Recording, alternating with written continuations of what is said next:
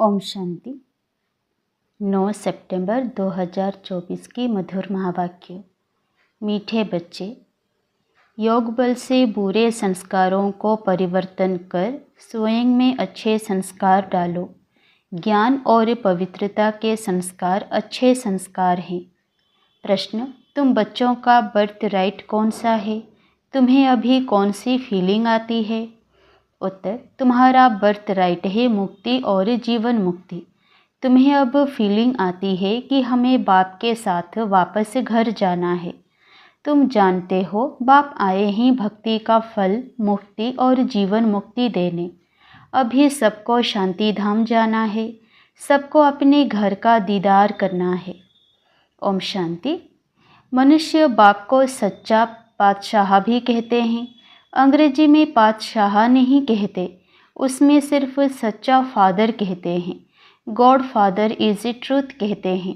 भारत में ही कहते हैं सच्चा पातशाह। अब फ़र्क तो बहुत है। वह सिर्फ सच कहते हैं, सच सिखलाते हैं, सच्चा बनाते हैं।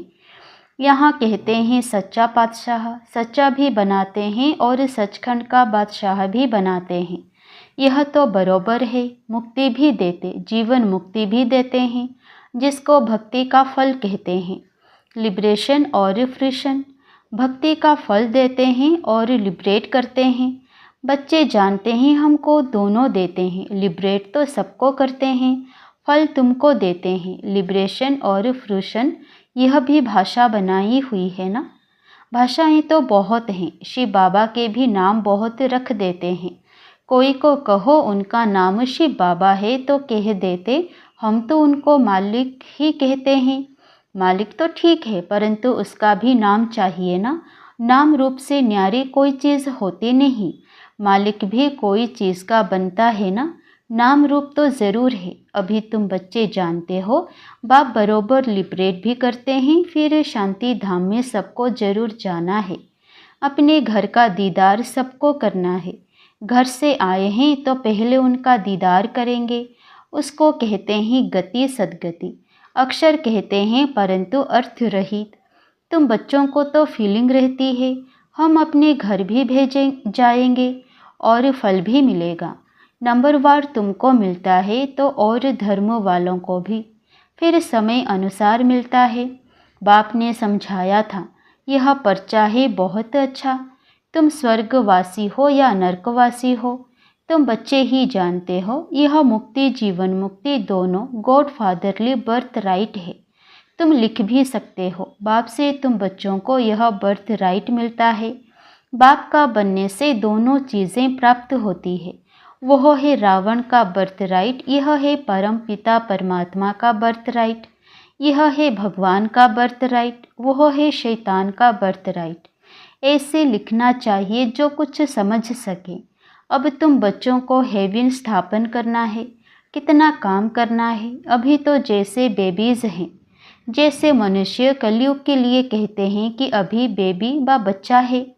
बाप कहते हैं सतयुग की स्थापना में बेबी है। अभी तुम बच्चों को वर्षा मिल रहा है। रावण का कोई वर्षा नहीं कहेंगे। गॉड फादर से तो वर्षा मिलता है। वह कोई फादर थोड़े ही है। उसको व रावण 5 विकार को तो शैतान कहा जाता है। शैतान का वर्षा क्या मिलता है? 5 विकार मिलते हैं। शो भी ऐसा करते हैं, तमो प्रधान बन जाते हैं। अब दशहरा कितना मनाते हैं, सेरेमनी मनाते हैं, बहुत खर्चा करते हैं। विलायत से भी निमंत्रण दे बुलाते हैं। सबसे नामी ग्रामी दशहरा मनाते हैं मैसूर का। पैसे वाले भी बहुत हैं। रावण राज्य में पैसा मिलता है तो अक्ल ही चट हो जाता है। बाप डिटेल में समझाते हैं। इनका नाम ही है रावण राज्य। उसको फिर कहा जाता है ईश्वरीय राज्य।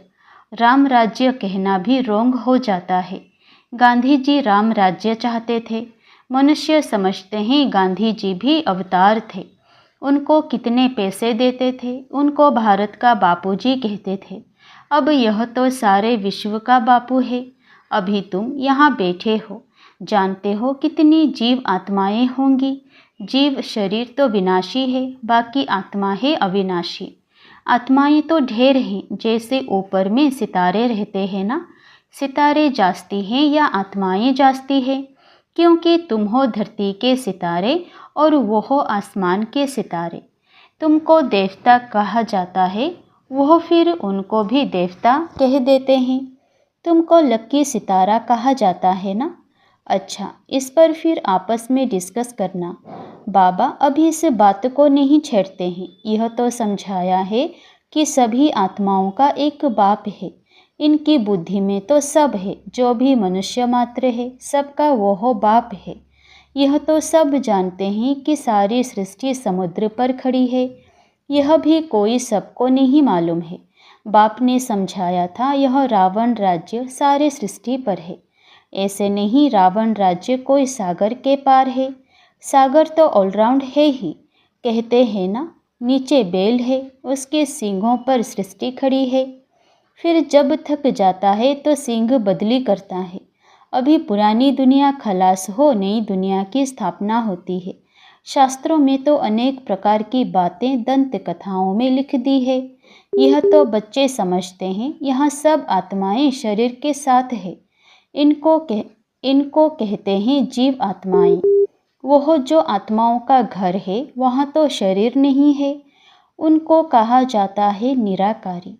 जीव आकारी हैं, इसलिए साकार कहा जाता है।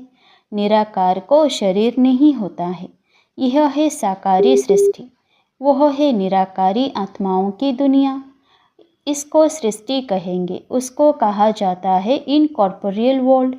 आत्मा जब शरीर में आती है तब यह चुरपुर चलती है, नहीं तो शरीर कोई काम का नहीं रहता। तो उनको कहा ही जाता है निराकारी दुनिया।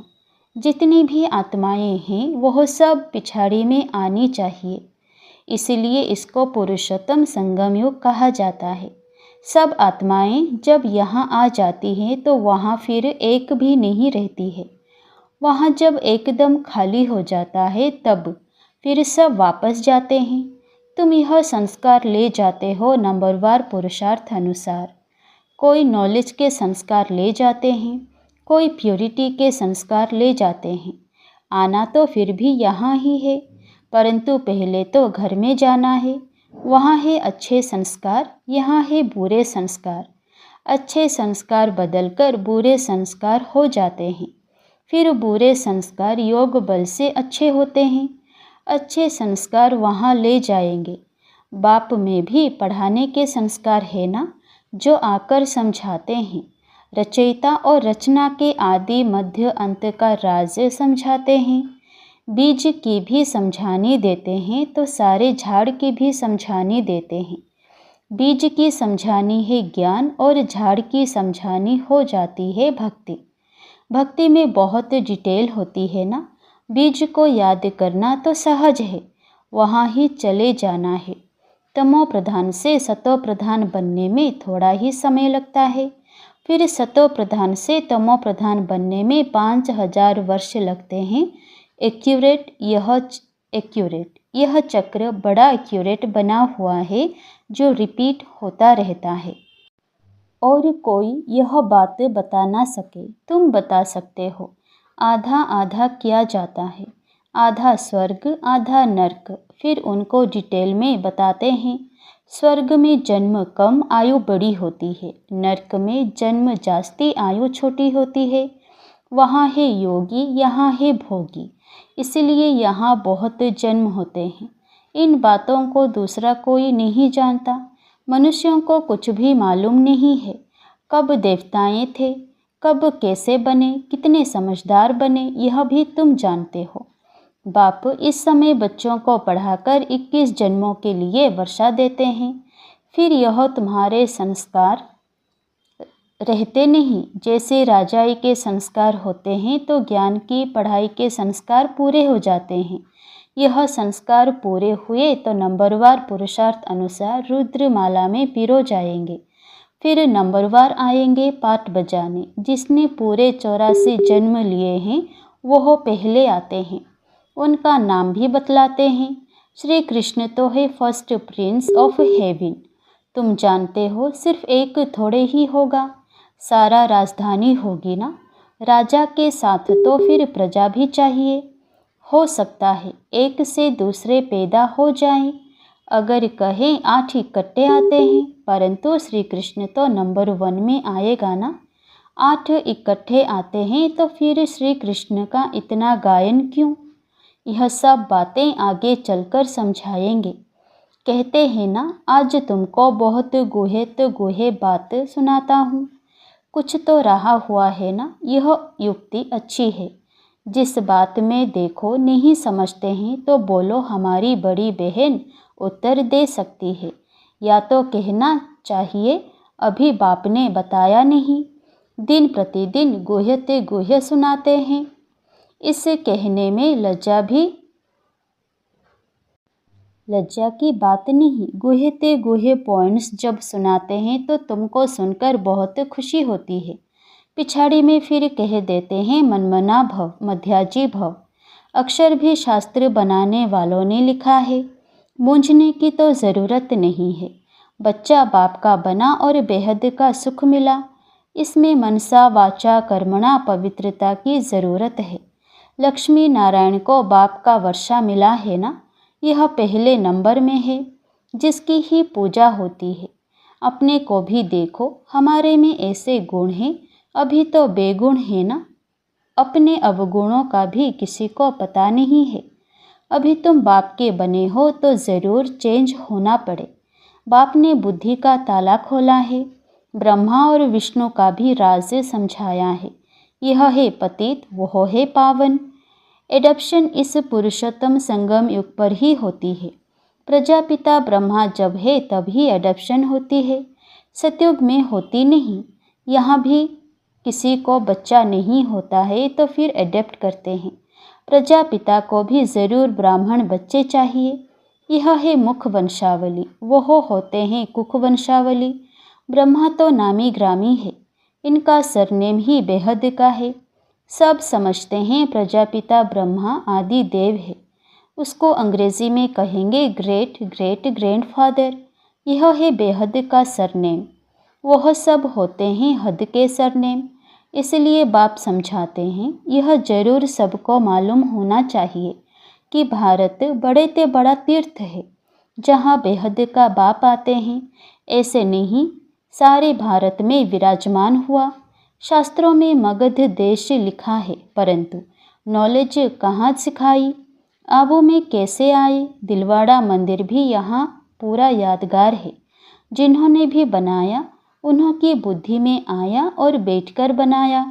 एक्यूरेट मॉडल तो बना ना सके। बाप यहाँ ही आकर सर्व की सद्गति करते हैं। मगध देश में नहीं, वह तो पाकिस्तान हो गया। यह है पाकिस्तान। वास्तव में पाकिस्तान तो स्वर्ग को कहा जाता है। पाक और नापाक का ये सारा ड्रामा बना हुआ है। तो मीठे मीठे सिकिलधे बच्चे, तुम यह समझते हो आत्माएं परमात्मा अलग रहे बहुकाल। कितने काल के बाद मिले हैं, फिर कब मिलेंगे। सतगुरु मिला दलाल के रूप में है। गुरु तो बहुत है ना, इसलिए सतगुरु कहा जाता है। स्त्री को जब हथियाला बांधते हैं तो भी कहते हैं यह पति तुम्हारा गुरु है, ईश्वर है। पति तो पहले पहले नापाक बनाते हैं। आजकल तो दुनिया में बहुत गंद लग पड़ा है। अब तुम बच्चों को तो गुलगुल बनना है। तुम बच्चों को पक्का पक्का हथियाला बाप बांधते हैं। यूं तो शिव जयंती के साथ ही रक्षाबंधन हो जाता है। गीता जयंती भी हो जानी चाहिए। श्री कृष्ण की जयंती थोड़ा देरी से नई दुनिया में हुई है। बाकी त्योहार सब इस समय के हैं। राम नवमी कब हुई, यह भी कोई को पता है क्या। तुम कहेंगे नई दुनिया में 1250 वर्ष के बाद में राम नवमी होती है। शिव जयंती, कृष्ण जयंती, राम जयंती कब हुई, यह कोई भी बता नहीं सकते।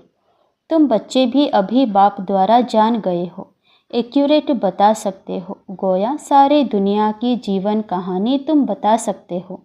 लाखों वर्ष की बात थोड़े ही बता सकते हो। बाप कितनी अच्छी बेहद की पढ़ाई पढ़ाते हैं। एक ही बार तुम 21 जन्मों के लिए नंगन होने से बचते हो। अभी तुम 5 विकार रूपी रावण के पराये राज्य में हो। अभी सारे 84 का चक्र तुम्हारी स्मृति में आया है। अच्छा, मीठे मीठे सिक्के लधे बच्चों प्रति माता पिता बाप दादा का याद प्यार और गुड मॉर्निंग। रूहानी बाप की रूहानी बच्चों को नमस्ते। धारणा के लिए मुख्य सार। पहला, बेहद सुख का वर्षा प्राप्त करने के लिए मनसा वाचा कर्मणा पवित्र ज़रूर बनना है। अच्छे संस्कार योग बल से धारण करने हैं। अपने को गुणवान बनाना है। दूसरा, सदा खुशी में रहने के लिए बाप जो रोज़ गुह्य गुह्य बातें सुनाते हैं उन्हें सुनना और दूसरों को सुनाना है। किसी भी बात में मूंझना नहीं है, युक्ति से उत्तर देना है, लज्जा नहीं करनी है। वरदान, सुख स्वरूप बन हर आत्मा को सुख देने वाले मास्टर सुखदाता भव। जो बच्चे सदा यथार्थ कर्म करते हैं उन्हें उस कर्म का प्रत्यक्ष फल खुशी और शक्ति मिलती है। उनका दिल सदा खुश रहता है। उन्हें संकल्प मात्र भी दुख की लहर नहीं आ सकती। संगम योगी ब्राह्मण अर्थात दुख का नाम निशान नहीं, क्योंकि सुखदाता के बच्चे हैं।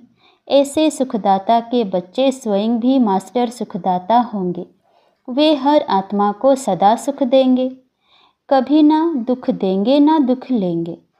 स्लोगन, मास्टर दाता बन सहयोग स्नेह और सहानुभूति देना यही रहमदिल आत्मा की निशानी है। मास्टर दाता बन सहयोग स्नेह और सहानुभूति देना यही रहमदिल आत्मा की निशानी है। अच्छा, ओम शांति।